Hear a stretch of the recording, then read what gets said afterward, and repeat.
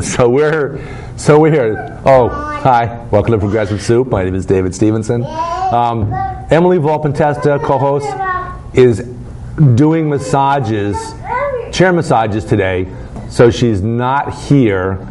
But I have an able stand-in named Martin Heiser. We can call him Marty, I guess, for the sake of friendliness. But Marty Heiser, guest on Progressive Soup, and he'll be on camera one of these minutes. When they switch the camera, thank you. Okay. And I am not getting a massage today. No, neither one of us are getting massages. Back massage, chair massage. Although Roberto and I know what it's like to get a massage from the able hands of Emily Volpentesta, who's quite good at what she does. That's why we lost her for a few Mondays. But yeah, our loss is somebody else's gain. So we're talking about, there's these two guys here sitting at a table. We're talking about executive orders, because we had an executive order that was written and enacted by one President Barack Hussein Obama a while back, a couple weeks ago. Yes. So we started thinking about what the heck is an executive order, and I'm going to read here a definition, the legal definition of executive order. Then we're going to try to make some sense out of what he did and the ramifications of it and whether it's constitutional or not. It says executive orders do not require congressional approval. Thus, the president can use them to set policy while avoiding public debate and opposition. Presidents have used executive orders to direct a range of activities, including establishing migratory bird refuges, putting Japanese Americans in internment camps during World War II, discharging civilian government employees who have been disloyal following World War II, enlarging national forests, prohibiting racial discrimination in housing, pardoning Vietnam War draft evaders, giving federal workers the right to bargain collectively, keeping the federal workplace drug-free, and sending U.S. troops to Bosnia. So there's a lot of things here that have been done as executive orders. Probably the one that we would be least happy about and least proud of is the internment of Japanese Americans during World War II, because as I understand, there were no German Americans that were put in internment camps and had their property confiscated. But there's another one in here. One of our contemporary presidents, Richard Nixon, he introduced a price freeze because wages and price, everything was kind of haywire and out of control, and he established wage and price freeze to equalize things and give the economy a chance to normalize, because things were, I don't remember exactly what was going on there. We had inflation. We had runaway inflation. Runaway inflation. We had gas lines at the pumps. Yep. And big government got its ham-handed approach to things in there and made everything a lot worse. How so? Because he dictated price and wage controls. Yeah. I mean, can you imagine if you went to your employer and says, gosh, inflation's going up too much, we've got to tamp it down. You were supposed to get a 3.5% raise this year, but me, the all-knowing big government, says, no, I know best. No raises for anyone's. Prices have to stay the same. Your what do we call it, elite government is dictating to you, the peasants in the valley, that this is what must be obeyed. Republicans are subject to this ailment as well as Democrats, and it was not Nixon's finest hour when he had wage and price controls. So it didn't work out well. Who is this government feller? I keep hearing about this government fellow that this nebulous thing that everyone seems to dislike. Yes. What is this? Well, I mean, I guess the most recent manifestation of it would be this Professor Gruber from MIT. Have some popcorn. We're going to go. Have some popcorn. We're going to go on to something else because we don't want, because that's a complicated thing. The guy said something stupid. Well, you wanted to know what elite big government does to the stupid electorate. That's just the most recent example. That example. Have some popcorn. Once again, my freedom of speech, the First Amendment, is being stifled disabled here, and you'll note when progressives are losing an argument, essentially they don't put the camera on you and they tell you eat popcorn. Whose show is this? Whose show is this? That's what's going on here. Whose show is this? My constitutional rights are being violated. I tell you, they're being violated. It's terrible. Whose show is this, by the way? I thought it was like a cat's show or something. When I go on your show, you control the discussion. Well, why can't? It's my show. Why can't I control the discussion? I can shut you down, can't I? You can shut me down when I'm on your show. Censorship, ladies and gentlemen. Progressive indeed. This is censorship. So here we go. Let's go back to this executive order. Yes. So President Obama did an executive order, and there's a lot of screaming and yelling coming from, I don't know, one of the political parties about he's doing something that's unconstitutional, illegal, and I don't know what else they're calling it. Dastardly. Dastardly. There you go. So it sounds like, according to this definition, and I'll read it again: executive orders do not require congressional approval. So why does Congress want to have approval over something where, according to the Constitution, the president's not required to consult them?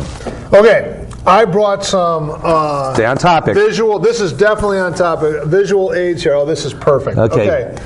This is Constitution at the top. This is a diagram of how our government is set up. At the top, you have the United States Constitution. Yes. This is our founding document. Yep. We are a government of laws, not a government of men. That's why when the IRS is used to tamp down the political speech of your political opponent, you're digressing again. That is breaking a law covered in the Constitution. You're digressing your again. Your right to political speech. Stay on topic. Stay on topic according to the. So what we have here is called the division. The division of powers. You have checks and balances. It's a really, really, really good idea. If you don't have that, you have what's called a monarchy or a dictatorship, or heaven forbid, communism, where you have an elite government that keeps track of everything. So over here you have the legislative branch. These are the people. That's all us people, aka stupid electorate. If you're the MIT professor, Dr. Gruber, who gets together with Obama and does. You're digressing again. Okay, the House and Senate. This is the House and Senate, and these are where the people's voice is heard. The people's house. Then you had the executive branch here, and that's where you have the President of the United States. And as you pointed out, he does have certain powers that are allowed to. And then you have the judicial branch. The judicial branch is essentially the Supreme Court, and the Supreme Court, the Constitution says what the Supreme Court says it says. So if these guys can't figure things out, it eventually goes to the court and they decide. What we have now with our beloved president is a monarchy. This is a monarchy signified by the crown. And that's where you decide, because of, the Lucky Sperm Club, that you are a member of the monarchy, and you have God-given rights to rule and dictate to people. That's not what we have. We have a constitutional Republican democracy where you have a separation of powers. It's really good. You want to know why it's good? Because there's a constitution at the head, not Kim Jong-un like they have in North Korea. We don't have some charismatic figure that we all bow down to and say, you're right, you're right. The people right here get a chance to talk. So they get a chance to win. So executive orders. This happens. So executive orders. Not monarchy. Constitutional government. So Marty, executive orders. Executive orders do not require congressional approval. I don't understand what you don't understand about that. Well, okay, here's what you should understand about using executive orders like this in something as complex and far-reaching as an immigration law. Or interning Japanese Americans during a wartime. Okay, but you're digressing. We can talk about that if you want. Or putting wage and price caps in place during a time of inflation.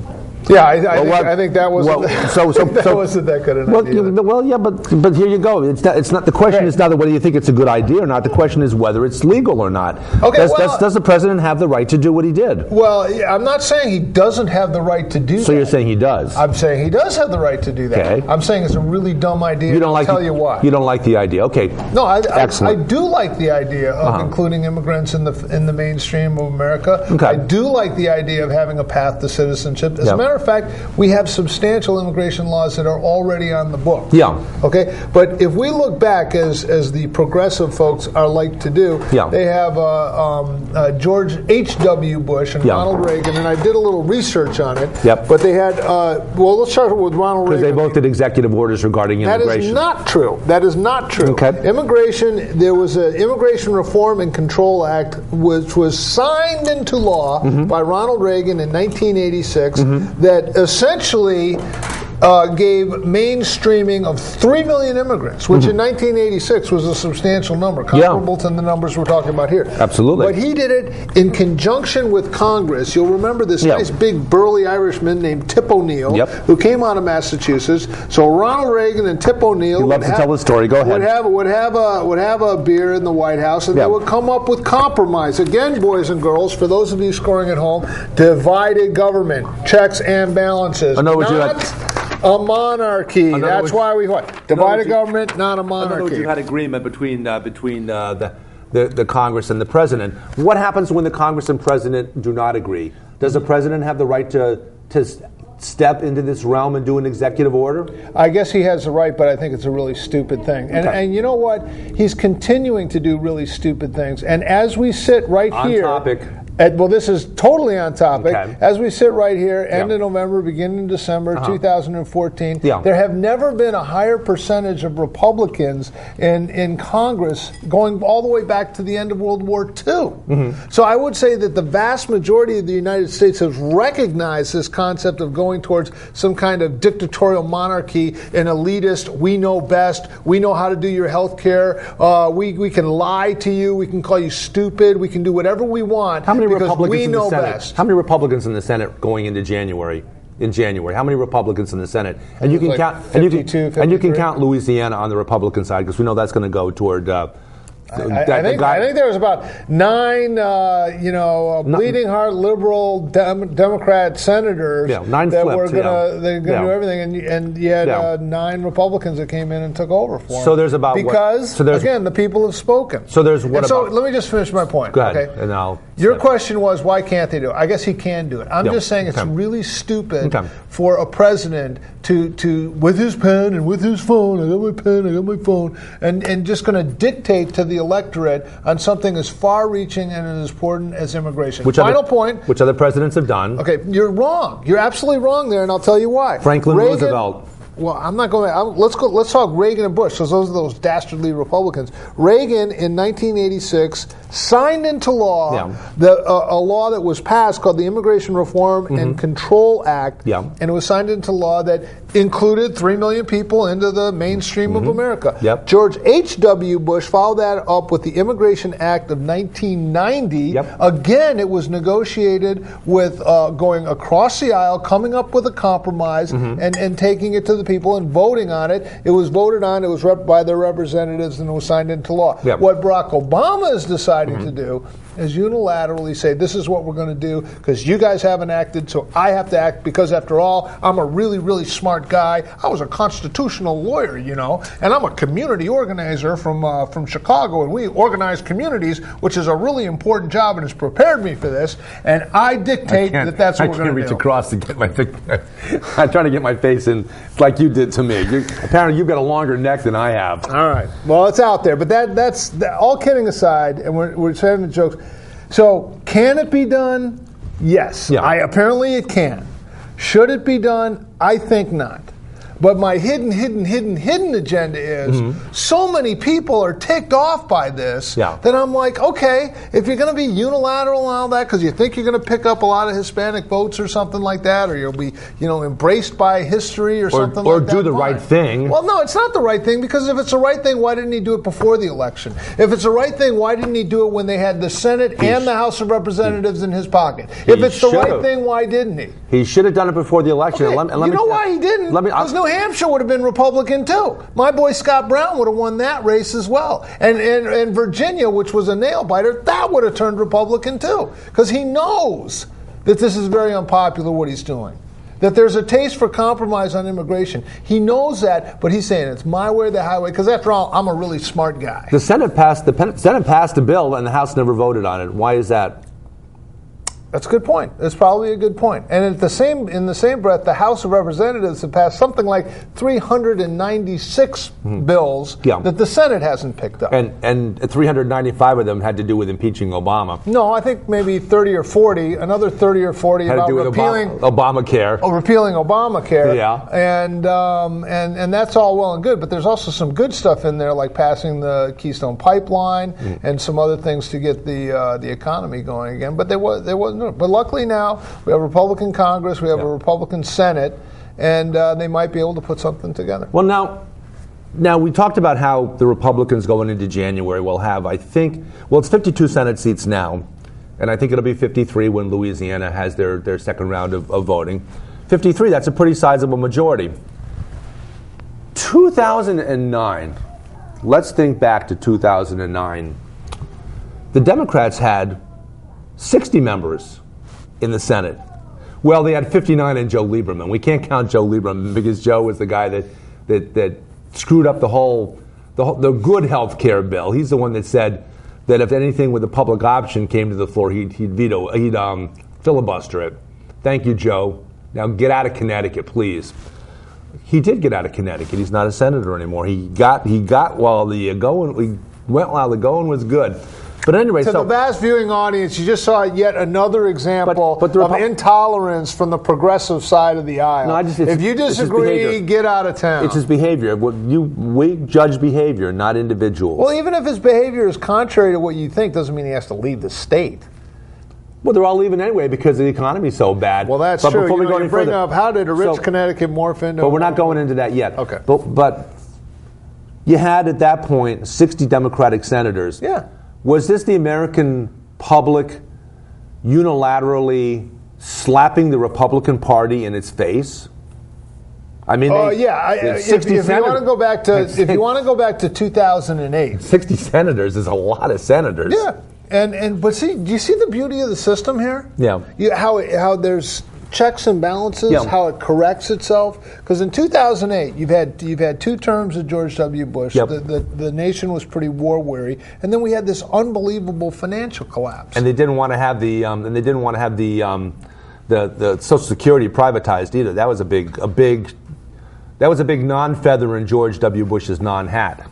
Okay, he really took it hard. He got whacked on that. Well, that's fine, but Social Security is going broke, and I think it was a unique approach to try to salvage the system. American people didn't think so, did they? Well, that's fine, but I would say that the reason that everything turned away from Republican and we embraced hope and change was that the economy just went into the bowels. Oh my God! Yes, it went really bad. And so at that point, everyone's like, "This hurts. My 401k just cut in half. My real estate probably just went in half. 800,000 jobs. Tons of people are getting lost. 800,000 jobs lost every month until the plans that President Obama had started to kick in to energize the economy.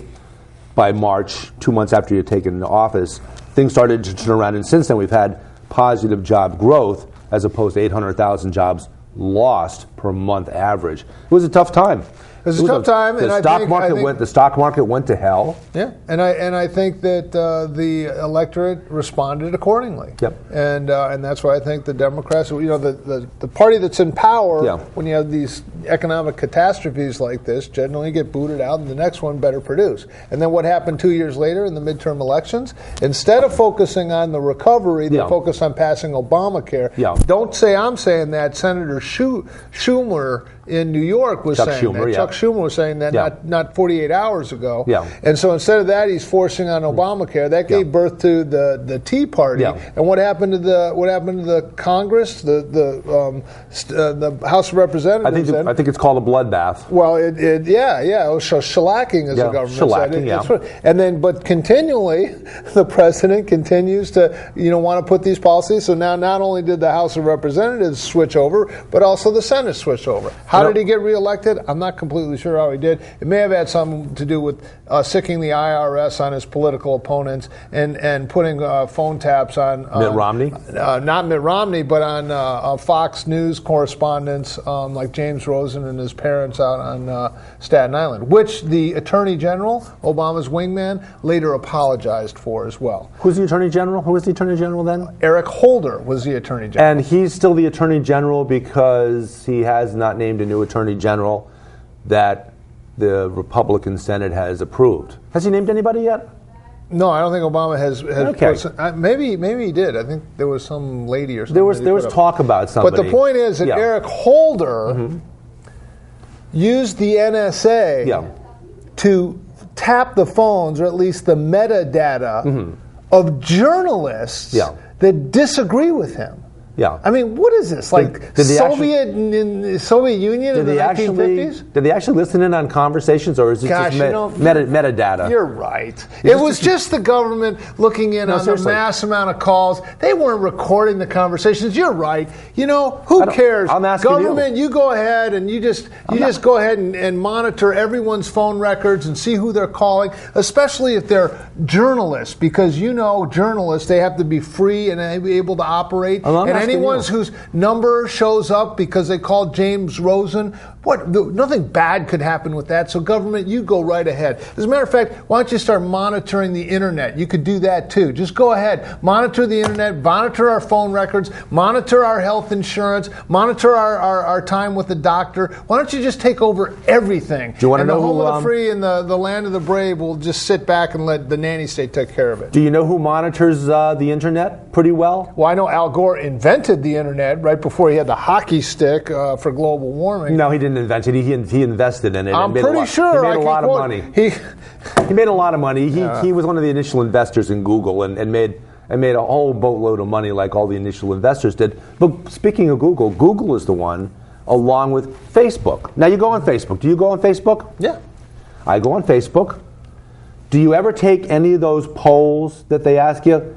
Just give us your opinion on something. Yeah. You do that sometimes? From time to time. I'm very cautious about doing that because what they're doing is they're data mining you. Because if you tell them everything you believe in and everything you like and everything you don't like, that allows them to tell all their advertisers who become much more effective in marketing you.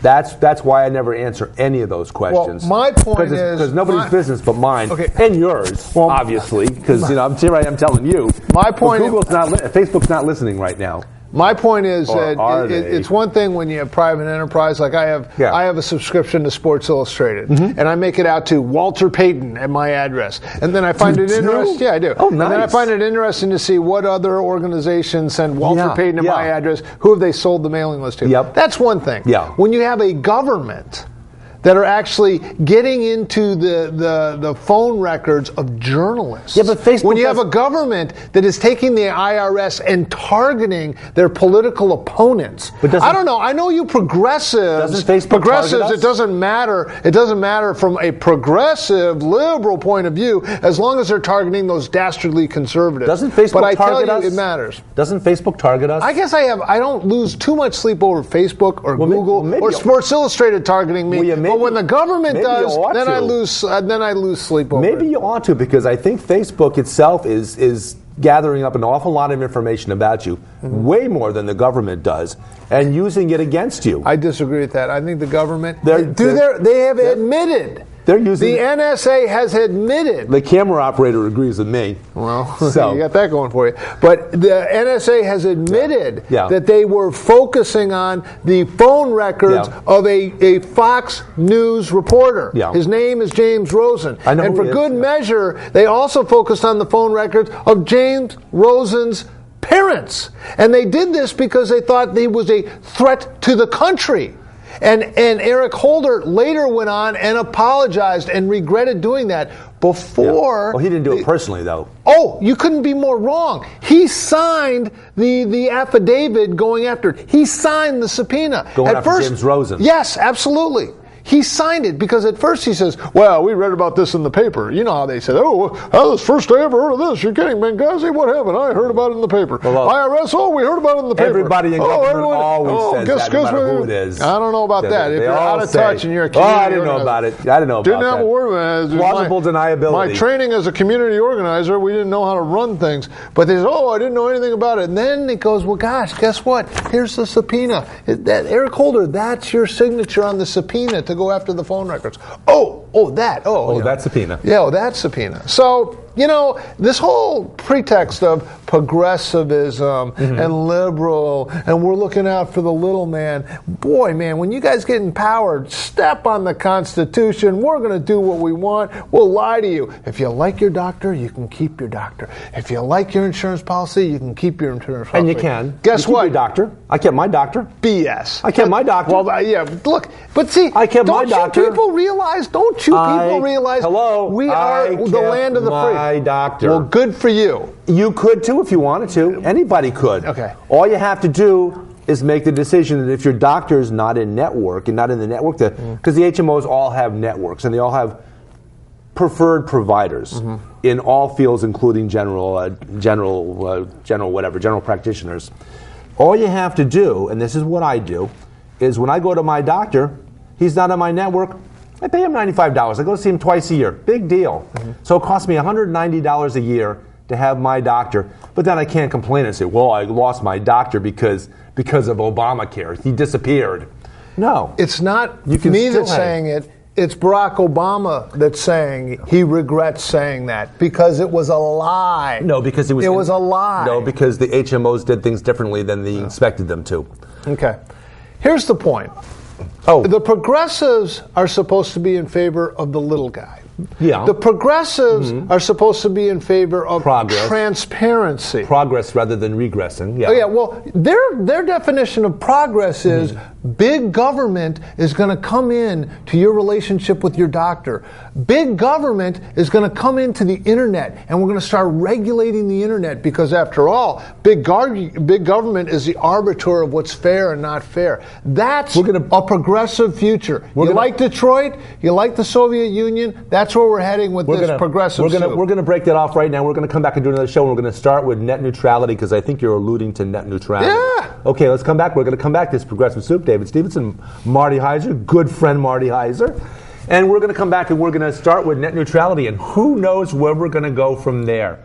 That'll be Thursday at 12:30. This show is airing Wednesday at 9:30, and part 2 will be on Thursday at, Kristen calls it 12:30, so I'll call it 12:30. I can't wait to see the show. This ought to be good. Oh, yeah, always. Thanks. Hey, I thought we had 1 minute left. Oh.